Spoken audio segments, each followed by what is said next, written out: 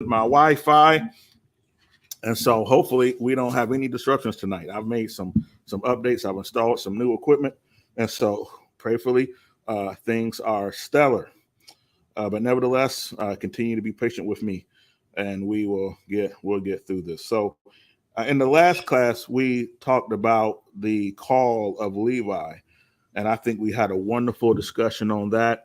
I had a few more notes, but I think that through one way or the other, we covered well the material from the last class regarding the call of Levi. And tonight we're going to be looking at Jesus getting asked a bunch of questions about fasting from Mark 2:18 through 22. Mark 2:18 through 22. So if you have your Bible with you, could somebody be so kind to read for us Mark 2:18 through 22?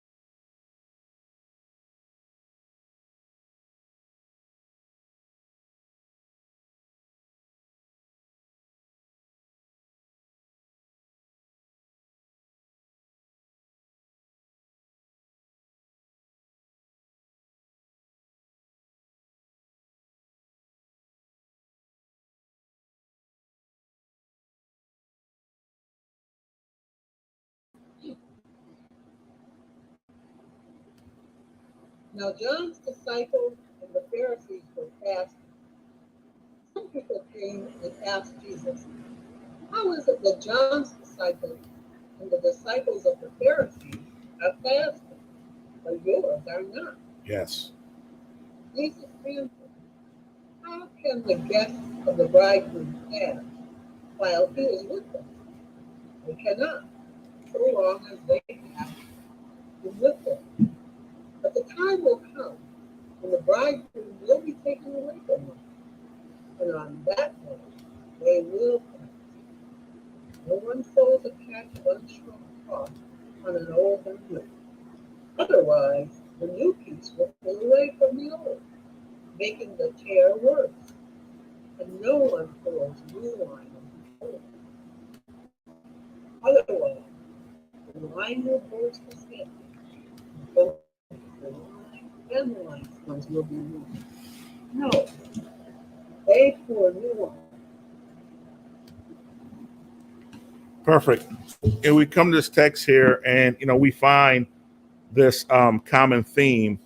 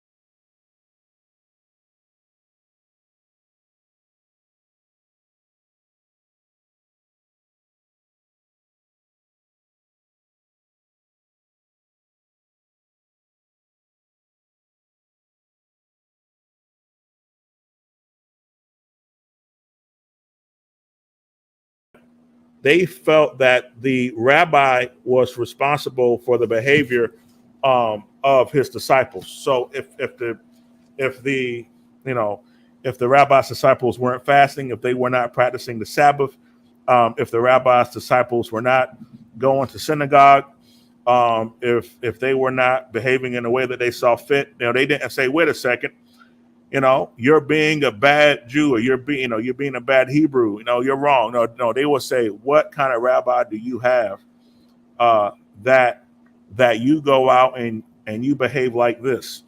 I remember one time I had a young man and who was a member of the church that I worked with at the time, and during he was upset with his coach, and during because he wasn't able to play or something like that as much as he wanted to, he thought it was an injustice. So when the coach said, let's bow our heads to pray, he got mad. He didn't want to pray. He tried to walk off. His teammate tried to grab him, and he cursed the teammate right in the middle of prayer, cursed at the teammate, and then stormed off. And he got in trouble for his behavior. And I went down to the school with his parents to talk to his coach. But after that, I talked to him, and I told him that he was a representation of his parents. Yes, he was a representation of his church, and by representation of his church, therefore also a representation of what I teach and how I lead this congregation as his pastor. But most importantly, he was representing God. He being a child of God, was also offering a witness, whether good or bad, as a child of God. I said, and so for you to storm off during prayer and get upset and curse in the middle of prayer, I said, that's not a good look for a person who considers himself to be a son of God. It's not a good look for me as your pastor. It's not a good look for your church, and it's also not a good look for your parents. Okay, and so he apologized to me. He apologized to his parents. I asked him to apologize to his coach. He apologized to his coach, and then I also asked him to pray to God and ask God for forgiveness. Now, that sort of line of thinking is how the early church saw the rabbis. They said, well, the rabbi is responsible for what his disciples are doing. So if you're cutting up, if you're misbehaving, we're going to find your rabbi, and we're going to report you to your rabbi. We're going to report your bad behavior to your rabbi, and we're going to let your rabbi know that you've been misbehaving and you've been cutting up, and you're not behaving well. But so what we find here is that these Pharisees, they're coming to Jesus, and they are wanting to call Jesus out based on what they saw his disciples doing. But I have a question for the floor, for those of you who have some background already and you kind of understand the context. Do you think that the rabbis were only upset with the fact that Jesus's disciples weren't fasting like they wanted them to? Like, do you think that they were completely sincere in what they were saying? Do you think there was more to it than what they have presented? Or you don't even have to be you don't have to know that. Honestly, if you've been in the Gospel of Mark class so far, you should be able to answer this question. So do you think that do you believe that there was more to the Pharisees' complaint than what meets the eye?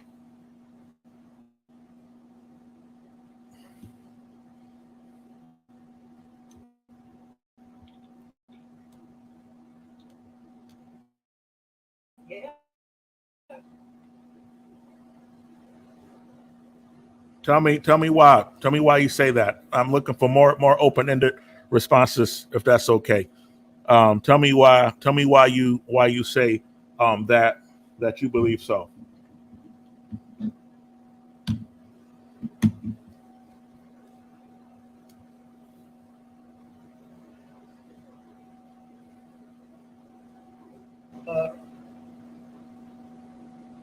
some departures from I guess Mosaic law, because he was advancing uh, a, well, he said he wasn't. He said that he was not ignoring the Mosaic law, but he was advancing. He was advancing it. But they saw him. They saw him as a threat to their power and a threat to their belief. Wonderful.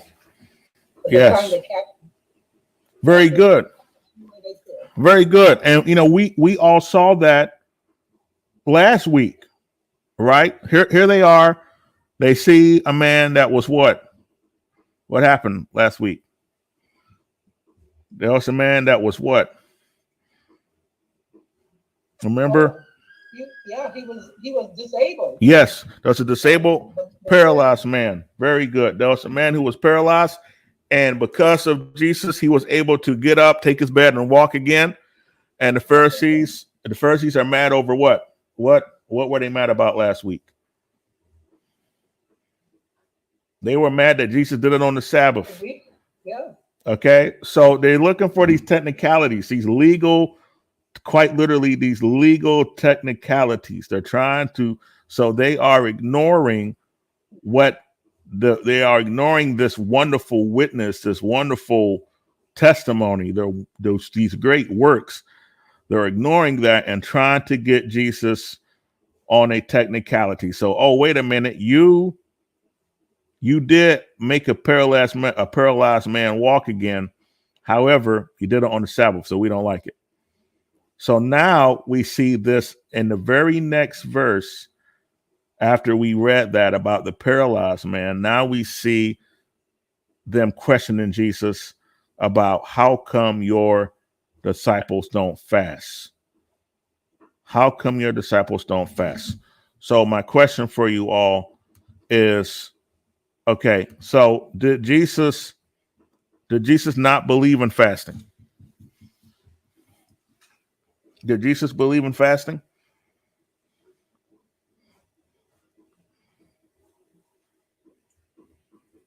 Was Jesus anti-fasting? Is that what, very good. Thank you, Dr. Vroom. And Dr. Vroom, I thank you. I wonder, can anybody tell me why Dr. Vroom says no?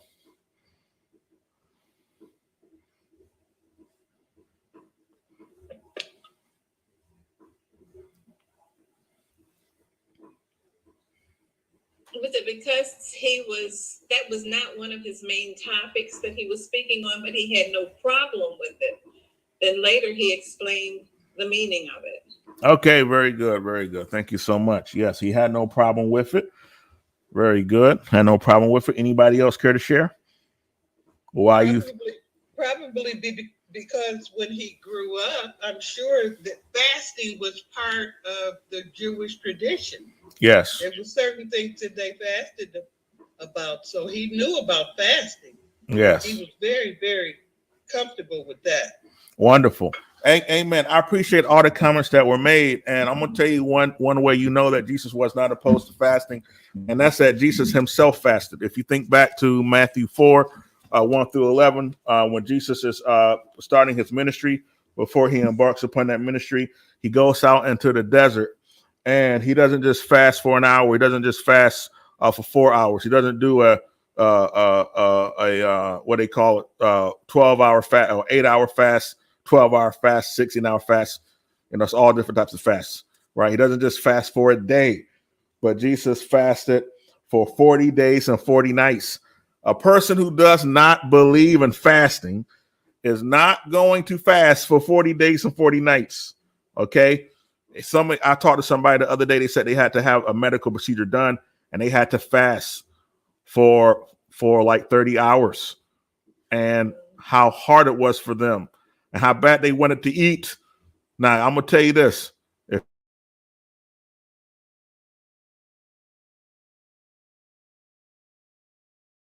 If you've ever fasted before, if you don't believe in fasting, Okay, you're not going to go through that if you don't believe in fasting. Fasting 40 days and 40 nights. Imagine the kind of weight that Jesus lost.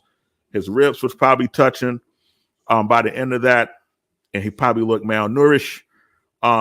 So for Jesus to fast for 40 days and 40 nights, that's somebody that actually believes in fasting. So then, if that is the case, then what is happening in Mark 2? So let me read it again. It says that when it says, now John's the disciples and the Pharisees were fasting. All right. Some people came and asked Jesus, how is it that John's disciples and the disciples of the Pharisees are fasting, but yours are not? So we've already established why they asked him this. I've explained this already. It's because that they saw Jesus as the rabbi of his disciples, and they therefore was holding him responsible for the behavior of his disciples. And Jesus answered, how can the guests of the bridegroom fast while he is with them? They cannot, so long as they have him with them. But the time will come when the bridegroom will be taken from them, and on that day they will fast. So what is Jesus saying here? Jesus is saying this is a declaration of the divinity of Christ. This is a declaration of the sonship of Jesus as the Son of God. He is saying that you fast in order to connect with God. Well, the bridegroom is here right now. The bridegroom is here. You fast to connect with God, but I am here. So he says that one day the bridegroom is going to leave you, and at that time you'll have to fast again. So in other words, this is really a testament to us about the spiritual discipline of fasting, how the practice of spiritual disciplines can connect us closer to God. Whenever I talk about fasting, though, I know folks got high pressure, low sugar, high sugar. If you're going to fast, make sure you talk to your healthcare provider and let them know that you want to fast for spiritual reasons and take it under counsel before you do it. Okay. But Jesus is saying here that there is a connection between God and you fasting, that when you fast and pray, it brings you closer to God. And he's saying that I am here with you right now. I am here with you right now at this time. So they don't need to fast because I'm with them. I can talk to them. I can teach them. I can lead them. I'm with them. But when the bridegroom leaves, they'll have to start fasting again. So let me read this to you again. So you can, now that I've kind of unraveled that a bit, let me read it again so you can hear the text with the fresh ears, with the commentary that I offered with it. It says, Jesus answered, how can the guests of the bridegroom fast while he is with them?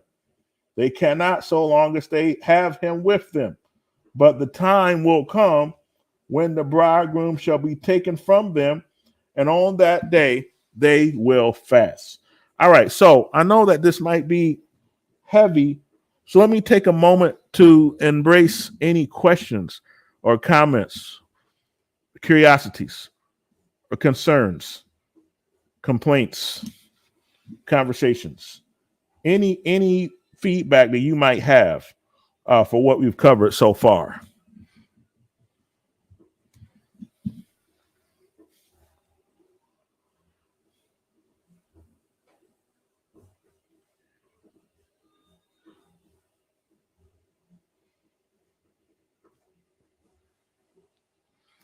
I know that somebody has a question or a comment deep down in their soul, and right now they're trying to find the courage to hit the unmute button. Maybe they're just looking for the unmute button. So I'm gonna give that person one more second to get the courage they need, or to find their mute button to ask whatever question that they may have or make whatever comment they might have. So feel free, safe space. Let's go for it. Pastor Rogers, I have a question. Yes. When you fast, are you supposed to go without food or just go with certain foods? Yeah. So I just want to say that, fasting is a big, broad word. Okay. And oftentimes when we think about fasting, we think about it from the context of only food. Okay. And let me tell you, before I answer that question, I remember I talked to this one brother, he said he wanted to get his life right with the Lord. Okay. That's what he said. He said, I want to get my life right with the Lord, Pastor. So I'm going to go on a fast. I said, okay, well, how long are you going to fast for? He said, I'm on a fast. I'm going to fast. I'm going to do the Jesus fast. I want to fast for 40 days, 40 nights. I said, oh my goodness, man. He said, I'm going to do it. I said, oh, what you going to, I said, you going to do, you sure? You don't want to do a shorter fast? He said, no, I'm going to fast from all food. I'm going to fast from all food, all liquids, all water, no food. I said, Mo, brother, please don't do that, brother. Please, brother. Please don't do that, brother. Brother, you're gonna see the Lord for real. Brother, don't do that, brother. Okay, all right, but nevertheless, I'm sorry, you guys. Those you who know me, you know, from time to time I say something silly, but nevertheless, to answer your question, fasting is a broad word, and one could say I'm gonna fast from a particular type of food. I'm gonna fast from eating any salads. I'm only gonna have a liquid diet, or somebody could say, hey, they may not even think about food. They're gonna say, hey, I'm gonna fast from social media. So for those of you who are friends with me on social media, I want you to know I have not deleted you. I have not blocked you. I have simply deactivated my account for 30 days. On January 1st, I took a 30-day fast from my Facebook page. Okay. So, and I just haven't reactivated it yet. Maybe I reactivate it soon. So, you can fast from social media. You can fast from your phone. You can take a break from your phone. Sometime when I'll go away on vacation, I will just turn my phone off and take a break from it for 2 days. Just, take a break from my cell phone. You can fast from so many different things. Really what you got to ask yourself is, what is it that distracts me from communicating with God? And oftentimes that is what we need to fast from. Okay. Now that wasn't the case for my Facebook page. That's not why I fast from Facebook, but I just knew that I'm a person that deeply utilizes social media, and it's something that I would have to discipline myself to fast from for 30 days. So I decided to fast from that. And it's been great. I've used that extra time that I would be doing things on Facebook. Then I typically do church work on Facebook and church advertising. But now, thanks to our wonderful media ministry team, I don't have to be so active on Facebook anymore. And so, I took a fast from 30 days, but anything that is in your life that you think about that could be a distraction from God, or that you dedicate a lot of time to, it's important to spend time away from that and make sure that you reconnect to God. Make sure that's not an idol to you. And food is something that a lot of people are, have a unhealthy relationship with, or are deeply committed to. Okay. The scripture in the Bible talks about some people, their belly is their God. Okay. And so, so one can fast from food. And I think that's always a great way, fasting from salads. That all, even if for, just half a day, even if for 1 day, of course, under medical advice, I always have to mention that, but, even for a short period of time, fasting, and praying to God during that time. The longest that I fast was 7 days. I drank water, I had liquids, but that's the longest that I fasted. But I spent that time that I would normally spend eating, which, if you think about eating time, we eat a great deal, spend a lot of time eating. I spent that time connecting to God, and there's a certain kind of clarity. You don't have to do any 7 days, 24 hours, 8 hours, whatever. But, in that time, I found a deeper level of clarity. I heard from God very, very deeply. When I was in Maryland, I organized a group that was called Man Fast. It was a group that was an extension of the men's ministry that I had. And it was a group of brothers who would fast together. And I on a weekly basis, we would choose a day and we would fast together on that day and not eat. We had a group that we would encourage each other to stay committed to our fast for that particular day. And what I found was that on my fasting days, I spoke very prophetically. On my fasting days, I would oftentimes tell people what I really been wanting to tell them for quite some time. All right. And it got to the point where I said, oh, here comes a fasting day. I pray I don't get myself in any trouble. Okay. So I found myself being really empowered, but I kid. But what I feel that was in all seriousness is I think that was me finding myself being deeply empowered by the Spirit of God on those days, right? Because that's what spirituality will do to you. It will give you the courage that you need to do what you didn't have the courage to do the day before. And that's for all the disciplines. That's for spending time in solitude with God. That's for fasting. That's for spending a day in silence. That's another type of fast. It's saying today I will spend the day in silence. I'm not going to speak a word today. I'm going to be in meditation today. So tell people close to you, I will be in silence all day and don't say anything. The longest I've spent in silence has been 3 days. I've spent 3 days in complete silence. I had to actually go to a monastery to do this. The workers there understood what I was up to. They understood the disciplines, and I spent 3 days in silence and in fasting and in prayer and in solitude. I oftentimes do this when I have to make a really big decision in my life. So before moving to Detroit, I spent a great deal of time fasting. I spent a great deal of time in meditation and reflection and prayer walks and silence and solitude, practicing the disciplines. And so I have a spiritual disciplines Bible study that I've taught a few times. So maybe one day I can teach it for this group and for here. But it's something that really brings you closer to God. So I'm sorry I took so long to answer that question, but I wanted to make sure that I spoke well about the discipline of fasting. Are there any? Now, there may be some questions from the Bible study. There may be some questions from that last response. Both are fine. Are there any questions about anything I just said, or any questions about Mark 2:18 before we move forward?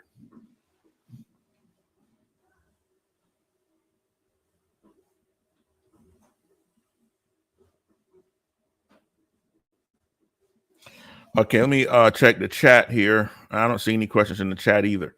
All right, wonderful. So with all this being established and having discussed this, let's go back to the text. So what are some things we can learn from what Jesus is saying here in Mark 2:19-20? Okay, so we know clearly that Jesus in this illustration, he's done this before, that Jesus in this illustration, we should see Jesus as the bridegroom. He said, how can the guests, and the disciples being the guests, and so let's just replace the illustration with who they're supposed to represent. How can the disciples of the Messiah fast while he is with them? They cannot, so long as they have with them.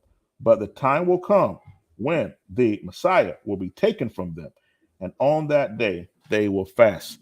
So what we can learn about this is that Jesus understood that he would not always be with his disciples, right? Like walking with them in incarnate on the earth. He understood that he would be taken away from them. And he understood too that they were going to have to stay deeply connected to him through the practice of spiritual disciplines. In this case, particularly the discipline of fasting. Okay. We are disciples of Jesus Christ today. Okay. So this should speak to us that we too should practice the disciplines today, because we want to have that deep connection with our Lord and have that deep connection with Jesus Christ. Okay. All right. Any questions now before I move on? All right. So then Jesus says this. So you got to remember that this statement is not in a silo. Okay. So let me read it and then I'll discuss why it's not in a silo. Okay. So Jesus then says, no one sews a patch of unshrunk cloth on an old garment. Otherwise, the new piece will pull away from the old, making the tear worse. And no one pours new wine into old wineskins. Otherwise, the wine will burst the skins, and both the new wine and the new skins will be ruined. No, They pour new wine into new wine skins. Okay. All right. So we have this text here. And one thing that I think we got to first establish here with this text is that this is not just coming out of the blue.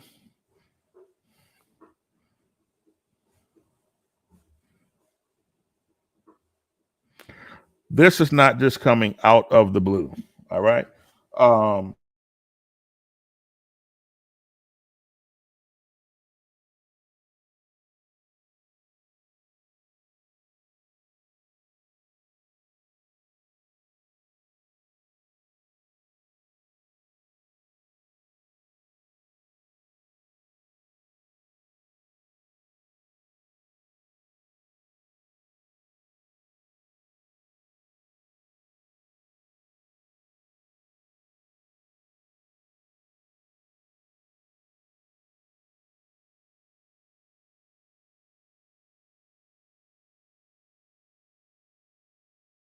We're going to see it.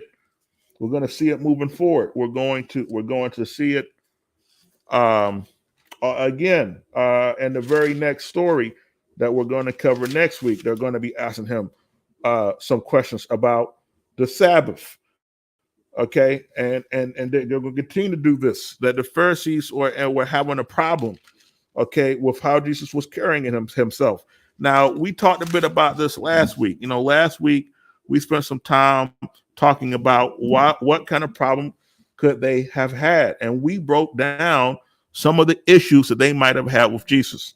Now, I tell you, I appreciate when people tell me nice class, Pastor, but the compliments that I really love is when people remember what you taught and what you taught about. And what's really a nice compliment is when it helps to bring people closer to Jesus Christ, or even helps to transform their lives. So I'm going to ask you all a question here, and maybe I'll go to sleep a very happy man tonight. Can you all remember any of the examples that we talked about last week regarding what kind of issues beyond the obvious, just what kind of issues that these Pharisees might had had with Jesus? What might have been underneath the surface with these Pharisees? What kind of issues might they have been having with Jesus?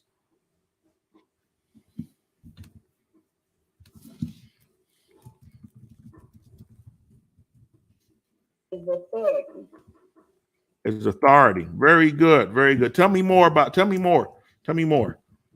How you can do or say on that day of healing a man by not breaking the laws that they had for that day.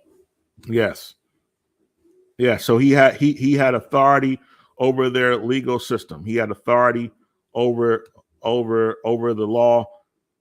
He had authority over not only the law, not only the Levitical law, but he also had authority over the laws of the land. He is God. He is sovereign. So yes, his authority. Very good. Okay. Anybody else remember anything from last week? Right. They perceived that Jesus consorted with people lower of a lower class than they. Very good. Very good. Classism. Yes, we talked about classism last week. That's right. Very good. Very good. People being judgmental. Okay, being judgmental. Not liking the kind of followers that Jesus was attracting. Okay. The tax collector was unique. That's right. The tax collector. That's right. The tax collector. That's right. Being judgmental to the tax collector, to the leper, to the man that was paralyzed. Very good. That's right. We talked about Levi last week. Thank you for that, Dr. Broom. That's right. Being judgmental to the tax collector. All right. Any other things that you remember? This is great. This is wonderful. Anything else? By ideal situation they were living in for him to be able to speak to the crowd that was surrounding him. Very good. Very good. Very good. Very good. All right. Thank you. Anybody else care to share?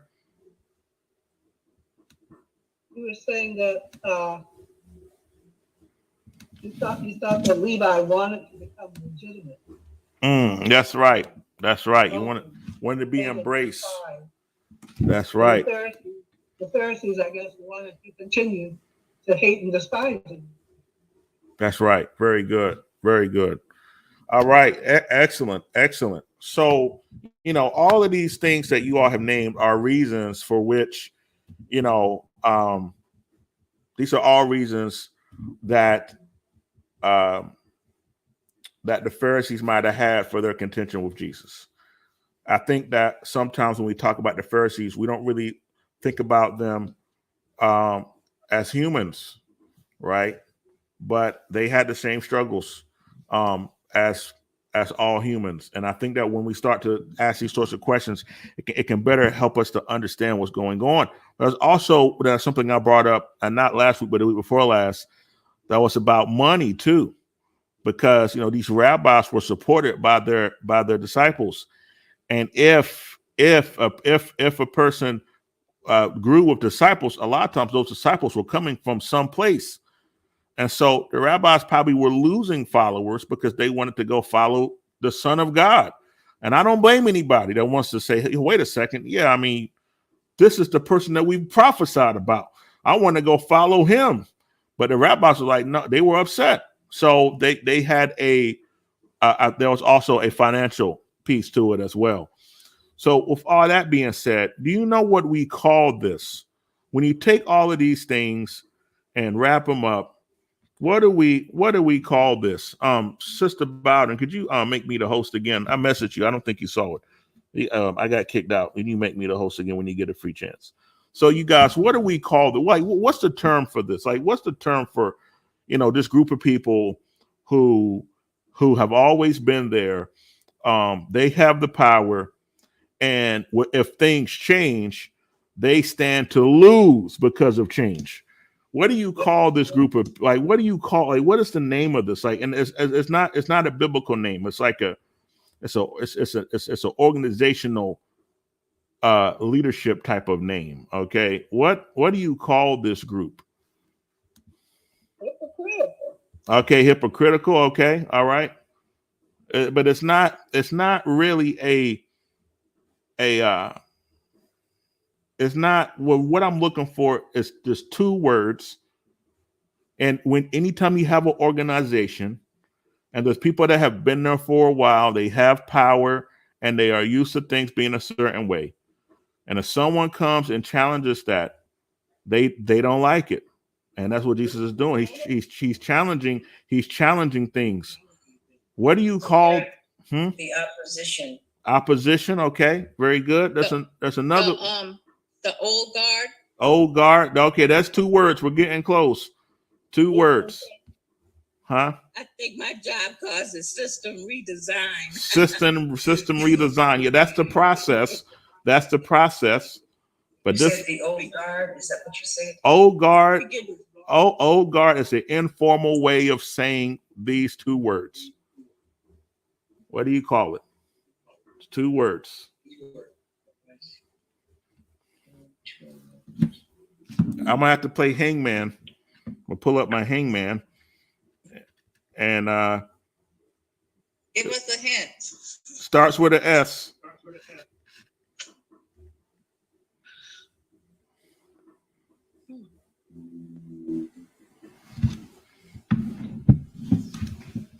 TST AT US. It's the status quo. Status quo. There we go. The status quo. Okay. Very good. Very good. All right. I got to throw in quizzes and riddles. All right. So, but yes, the status quo. So the Pharisees and the religious world would have represented a part of the status quo. And Jesus being the Messiah who's coming with the unadulterated truth. Jesus is coming with the truth. He's coming with the word of God. Nevertheless, the word of God is challenging the status quo, and they don't like it. Okay. And so let's talk about the status quo. So the status quo in the dictionary says the existing state of affairs, especially regarding social or political issues. And you can have a status quo in any sort of organization. You know, the reason why the new kid has a hard time on the playground is because of the status quo. So even in playground politics, the status quo can be problematic. Okay. So, you know, my question is, why does the status quo act like this? What is it about adaptive change, even something that is so pure as the teachings of the Son of God, that is so scary to the status quo?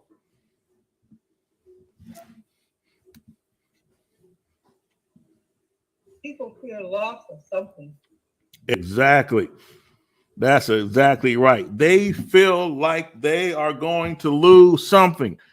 And you all gave examples already of the kind of things that the Pharisees stood to lose if, with not if, but with the teachings of Jesus. Okay. They stood to lose disciples. They stood to lose money. They stood to lose their influence, stood to lose their power. But truth is, they should have been ready to give up these things because it's Jesus Christ, it's the Messiah, it's Yahshua, it's the anointed one of God, right? They should have been ready to give it up and more. Okay, but that's the thing about power. You know, they say power corrupts.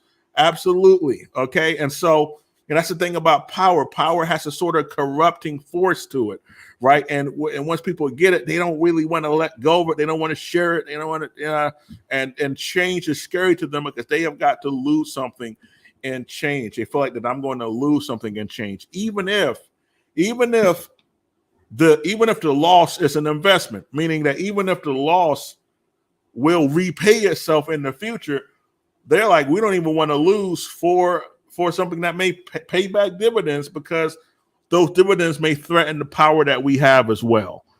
Okay. So with all that being said, let me read this to you again. So now the text says, in Mark 2, I turned over the page. Jesus says, and no one who sews a patch of unshrunk cloth on the old garment, otherwise the new piece will pull away from the old, making the tear worse. Okay. Now I don't know if this is too sensitive, but in reality, a lot of churches split because the status quo doesn't want to do what God is calling the church to do for that day and age. They want to do what they did 70 years ago or 60 years ago, but they don't want to do what God is calling them to do at that age. And churches find themselves at an impasse and they tear. Like this illustration. It says, no one sews a patch of unshrunk cloth on their own garment. Otherwise, the new piece will pull away from the old, making the tear worse. They develop a schism. Okay. And this formula we have seen over and over and over and over again all throughout church history. That some people come, they start a church. The founding members start a church. When they start that church, they're willing to embrace all sorts of people. But once they find power, once they find prestige, then they go into a maintenance mode.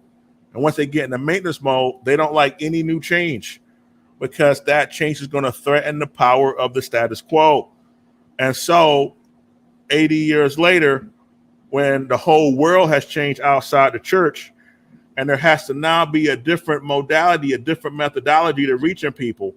Maybe you have to, rethink your liturgy. Maybe you have got to, rethink your evangelism methods. Maybe you have to start live streaming. Maybe you never did live streaming. Now, because of the pandemic, you got to start live streaming. Maybe you got to start embracing people that you never thought your church would embrace. Maybe the church was a middle class church, but now God's calling you to embrace not only middle class, but now embrace the poor.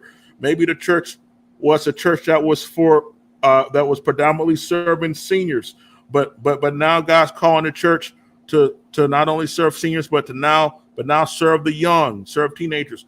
Maybe the church was homogeneous ethnically, and now God is calling the church to serve people in a heterogeneous way ethnically. Whatever it is, and God's calling you to be that church at that time. And there's people in the status quo who'll cross their arms and say, "This is how we always done things. This is who we are. This is how we do things here." So then you got an impasse. You have a problem, and so there's two ways to go forward. That you can either lose all the people who have this new vision. You can that they'll all leave and go somewhere else, or you can make them cry uncle and submit. The status quo, the status quo can make them cry uncle and submit.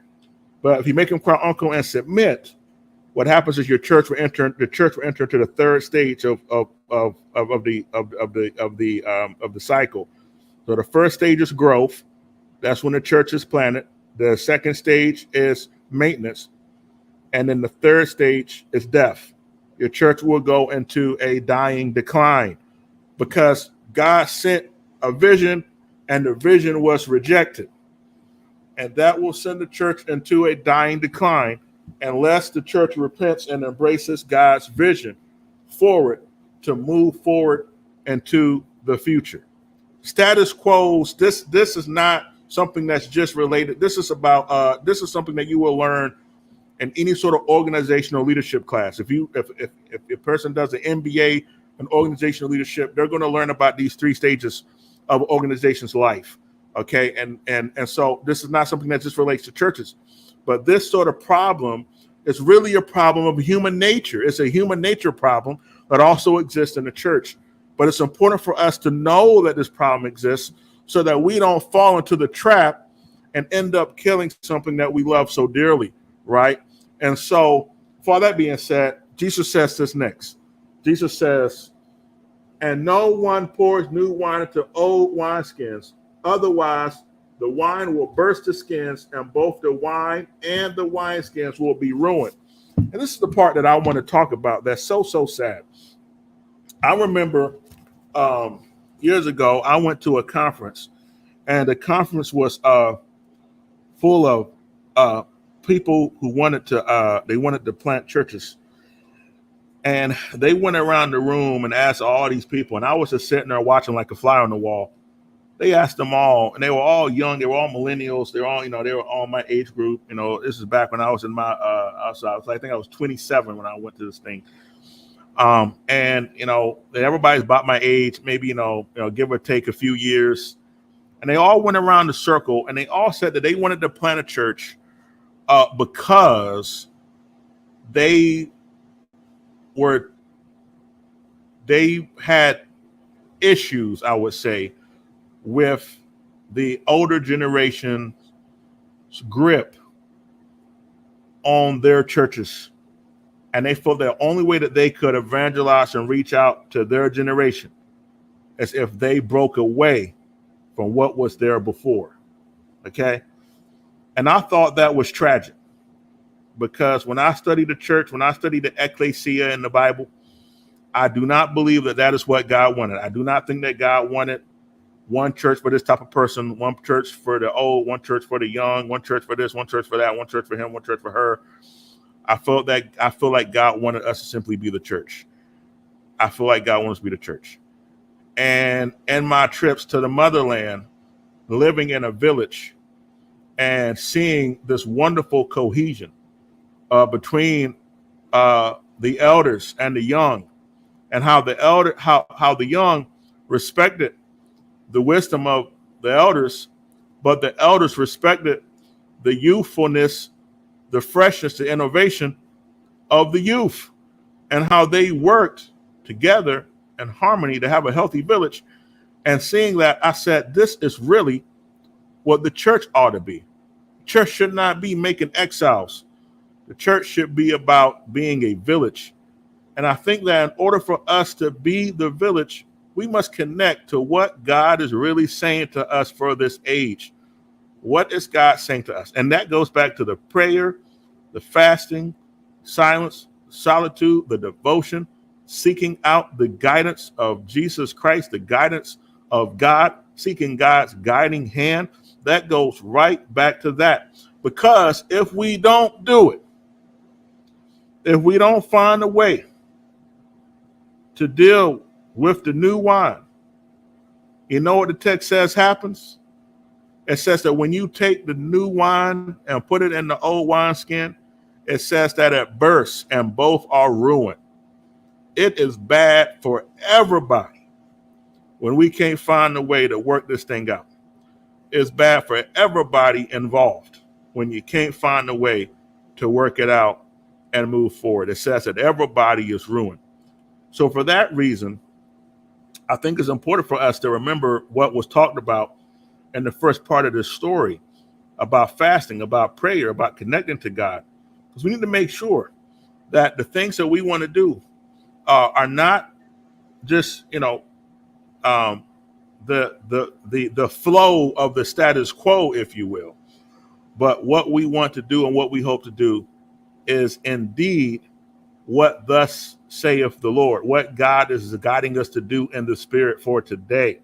Nothing more, nothing less. And we must have the courage to do that, even if it looks different. For these Pharisees, what Jesus was doing was looking different. It was scary. It was different, but it's what God called for that time. Okay. All right. I see your hand is up.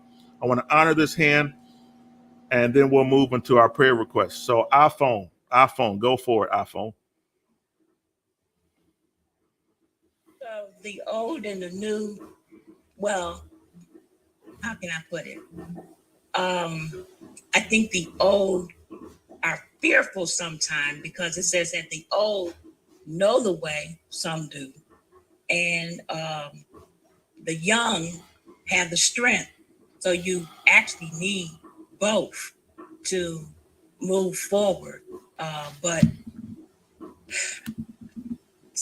some youthfulness sometimes have drifted some things off into an area that, because God said he changes not. So if it drifts off into an area that they see is something that they feel, and if it's not scripturally based, then that's a problem. That's But right. That's right.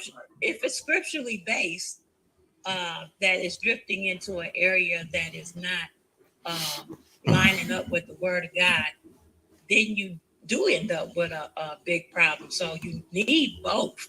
Yes. But it has to be rooted in the word. Mm-hmm. And so you can have the young and the old, but obviously the old have gotten to a point where they're much weaker. Yes. So the youthfulness can definitely, if you try to put them together, they can run them over. Yeah. They have the strength. Yeah, I got you. Yes, ma'am. And let me say this in response to what you're saying. I'm sorry to chime in like this. But I want to say this, that I want to make it clear that this status quo thing has nothing to do with your chronological age. Okay. It's just that you tend, particularly with historic institutions or older institutions, or institutions that have a great deal of intergenerational breadth. You tend to gain more power the longer you stay. So the longer you stay, the more likely you are to become a member of the status quo. Okay. And so it ain't necessarily that, because, I have friends to me. I have friends that are, my grandparents' age that are have some of the most wonderful ideas for churches. And if they were to go into a church and pastor it, they would have problems with the status quo. Even though, you know, they're seniors. I mean, it's not necessarily a matter of Chronos age. It's a matter of more so Kairos season, and people having a transition from one season to the other for an institution. That's really what it's about, because, you know, that's what I challenged my millennial counterparts at that conference on. I told them, I said, one day the status quo that you're running from, you one day will become. One day you will become it. And they said, no, we won't. I said, no, you will. I know you'll become it. They said, how do you know that? I said, because you couldn't figure out a way to work with the status quo of today. You couldn't figure out a way to work with those who came before you. So how can you be trusted to figure out a way to work with those who will come after you? Okay. Well, I told them, let me finish. I told them that they had this. What I essentially said to them is that you all have the same system that they're using, just on the other side. It's not a system of togetherness and reconciliation. And so I just wanted to respond and say that I don't want it to sound like that I am connecting status quo to age, because, you know, you can have a young institution, like I brought up the playground. You know, the new kid at school has to deal with the status quo. They're all kids, but it has to deal with the status quo on the playground, right? If you're new on the football team or new on the cheerleading squad or whatever, you got to deal with the status quo. You know, the movie Mean Girls is all about this. Okay, so anybody heard of that movie, right? The status quo. So it's not a matter necessarily of age, but it's really a matter of longevity, seniority, and popularity, and how you've been able to aggregate power. With those things inside of an organization. So please, I'm sorry for interrupting you. Please. Well, you know, I know eventually the status quo, or whatever the status quo, as much as it seems like there's a lot of change, most things stay basically pretty much the same. It may have a different name, it may have a different color, it may have a different vehicle. It may have been a horse and a buggy, and now it's an airplane, but it's still transportation. So it's still somewhat the same. It's just may be in a different level. And yes. People, you know, the status quo moves on to that older group, retires, and then they bring in the next group, and they pretty much are doing the same type of thing, or maybe a new product, but it's the similar types of problems, similar types of conflicts, and then that group moves on. Yes, I understand. So even at our best to call ourselves making these so-called major different leaps and bounds and changes, we still deal with people and some of the same spiritual problems, whether they, like you said, whether they're young or whether they're old. And so, but God said he doesn't change. And so he stays the same, and certain things about his nature is the same. And so the old, however, when they got to that point, or even young, being born again, eventually people get to a point where they have the type of relationship that they begin to understand the importance of God's word, and some things staying the same, and because certain things don't change. Yes, ma'am. I definitely understand, but I mean that's not really what my class is about tonight. This class is about what God is leading a group of believers to do, and that group of believers having the courage to do that, even if that challenges their power. That's what this is about tonight. It's not about things that aren't scriptural. It's not about personal preferences or opinions. It's about what God is leading a body to do. Because when that body stops doing what God's leading it to do, that's when that body starts to die. Okay, that's when it starts to die. That's at any age. Yes. That's at any age. Yes. So it's not really an age thing. Well, that's what I said earlier. That's what I just explained earlier. I don't know if you heard me explain that, but I explained that earlier regarding that's not really about chronos age. Okay, this is not about age. This like I said, the reason why older people get a bad rap about this is just simply because they typically have been in the organization the longest. They have amassed more power, more influence, right? But it's not really about age. It's just about the nature of how people deal with power and how they deal with change. Okay, it's not. So I was talking to a uh, a historian on Israel and Palestinian relationship, and the historian, we were talking about, I forgot the president's name. It's a particular president of Israel who was assassinated. What was his name? He was assassinated. He had come close to a peace deal. Oh man, let me see if I can find his name. He had come close to a peace deal with the Palestinians, and he was assassinated before he could make the deal. He was assassinated by the status. One could argue that he was assassinated by the so-called status quo that did not want that change to happen. Okay, so adaptive changes can be scary. It's not really a matter of age, but it's really a matter of the power and influence that one has amassed in an organization. Okay. Colette Avery, you had your hand up? Yes, sir. Yes, ma'am. Yes, sir. So, okay. So with regard to the power and the change and people having an innate, a comfortable level or feeling about it.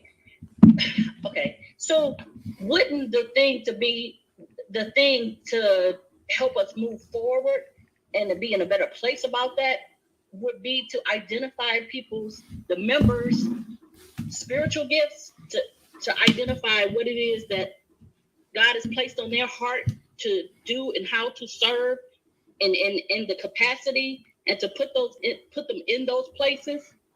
That's right. Because if it's your gift and it's what you've been given to do, then you're going to do it without even thinking about it. You're going to love doing it. It's not going to be like a job. That's you understand right. what I'm saying? Yeah, I definitely understand. I definitely understand what you're saying. And part of the edification of the church is that we utilize our gifts, talents, and abilities for the growth and to move forward in the church. And being mindful of that, it's not about being appointed to a position or given a position. It's just some things that some people it's just in them to do well. That's right. That's right. And more so and I'm going to go over tonight. I know I'm going over by a little bit, but I think this is such an important topic that it deserves, it deserves a few minutes extra. I think that one thing I want to point out about the nature of this lesson tonight is that once you identify your spiritual gifts and you go to do what God has called you to do, but then, just like Jesus did, Jesus knew the gifts he had, and Jesus went to minister. But Jesus faces this opposition from the status quo, from the folks that were there before him, from the folks that had amassed power before his ministry started. Right? From these folks, he's facing opposition, and they try to destroy him. Quite literally, they try to destroy him. They try to destroy him. They try to break him down. Okay. They want him dead. They used the Roman Empire to get him crucified on the cross because they didn't want to change. So what I'm talking about is recognizing the nature of the status quo. And sometimes we can kind of get tricked into joining the status quo and don't even know we're a part of it. Recognizing this, think about the flip side of that, what you brought up, sister. How does one, with their gifts, administer their gifts in light of the status quo? You see what I'm saying? So recognizing the gifts is, and let me say this, and one how to make sure too that one stays encouraged. Know that the status quo exists no matter where you are. I was talking to a person today that used to be a dean. Okay. And this beautiful soul was telling me about the nature of dealing with the status quo and the university. Okay. And how when you come in and you have goals, you need to bring them from point A to point B. They can continue to live and thrive in your department. And the status quo can rise up and make it hard for you. And for you, Sister Colette, for people who have gifts and you want to use their gifts, I would just say to expect that there might be some sort of opposition. But if you stay rooted in God through the practice of disciplines, like the one we see mentioned in this text tonight, but all the disciplines, prayer, devotion, Bible study, gathering of the saints, all the disciplines, fasting, all disciplines, stay committed to God and stay in relationship with God. Make sure your prayer life is strong. Stay committed to God. Make sure you feel the Spirit guiding you. The Spirit will empower you to continue on with what you're sent to do, even though you have to deal with the status quo and their opposition to what God is sending you to do. You know what I'm saying? So I hope that answers your well, I don't know if you asked a question, but well, yeah, you did ask a question. I hope that answers your question or comes close. So. Yeah. All right. Yeah. Somebody text me that was President Rabin. I think that's how you say that. President Rabin. Yeah, Itzhak Rabin. Rabin. Yes. President Rabin. Okay. So he came in and he wanted to create peace in the Middle East. Status quo didn't like it. It was adaptive change. And he ended up losing his life in the pursuit of trying to bring peace to the Middle East. Something that I truly believe that, was a God ordained mission. Okay. All the violence and bloodshed that's happened in that region. Yeah, it definitely would have been a blessing to the world for him to be successful in that. But again, there's something to be lost. There's a lot of money to be made in the the conflict. All right. There's so much, there's so many other things, but we don't want to get into a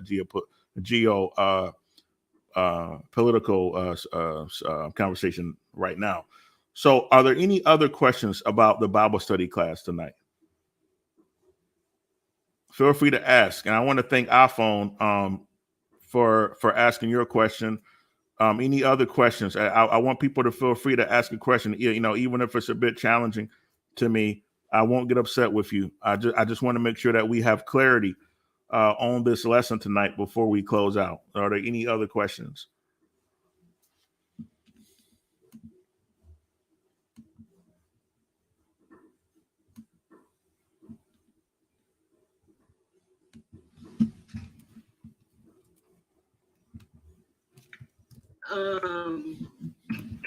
Actually, I do have another question. Sure. So listen, so the status quo, so like the Pharisees in the old days with Jesus, okay? Mm-hmm. So how I guess my question is how would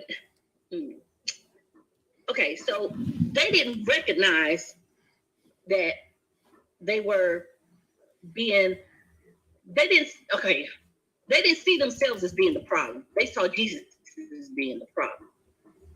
That's right. They saw Jesus being the problem. Okay. So if we were to fast forward to today, how would that status quo be humble enough to recognize that that's what they are and that we need to tweak and work on a way to get past that? Yeah, I remember listening to a podcast, and the podcaster, and I'm going to close. This is my last question. I see some people dropping off, but you all just hang out for this last question, and then we'll close. There was a podcast I listened to, and there was a CIA agent that was being interviewed, and she was talking about her time working in the CIA, a Central Intelligence Agency. Okay. And she said that she said, something that people think. She said people think the world is a bunch of good guys and bad guys. And she said that people think that the good guys know that they're good and the bad guys know that they're bad, right? She said, but that's not, she said, that's not the world. She said, in reality, she said, everybody thinks that they are good, right? So most, the large majority of humans, they don't say, I'm the bad guy. That might have been what Scarface said, but that's not what most people say. Most people say, most people don't say, I am the bad guy. I'm the trouble. I'm the problem. I'm the problem. I'm the bad guy. Like, most people actually think that they're on the right side of things. So how does one see otherwise? How does one grab onto humility to help them to see, to make some correction? Well, again, I hate to say this, but I'm not beating a dead horse. I'm beating a live horse. Okay. That it goes to the practice of spiritual disciplines. One has got to truly be in connection with the Spirit of God. One has had to study to show thyself approved as a work person for God. One has to pray and ask God for direction and be willing to submit to what God says, even if you don't really like it that much. Practicing all these various disciplines, just like I talked about earlier in the class, when I was considering the blessing of an opportunity that I have to be here with you all in Detroit. I spent so much time in study and prayer and fasting and silence and solitude and discerning and writing to make sure that I heard exactly what God wanted me to do. God, what do you want me to do? God, are you calling me to serve these people?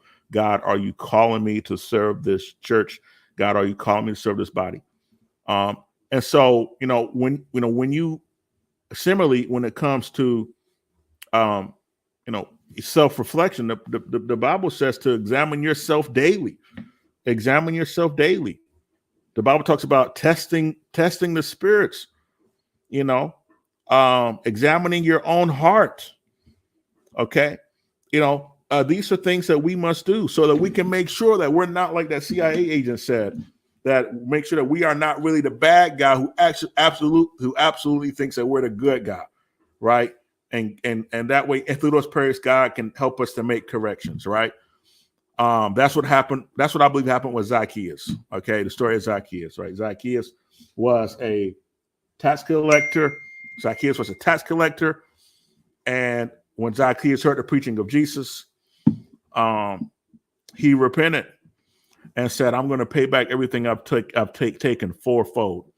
Before that moment, Zacchaeus might have actually thought that he was doing the right thing, but it took him having that conversation with God for him to recognize his error.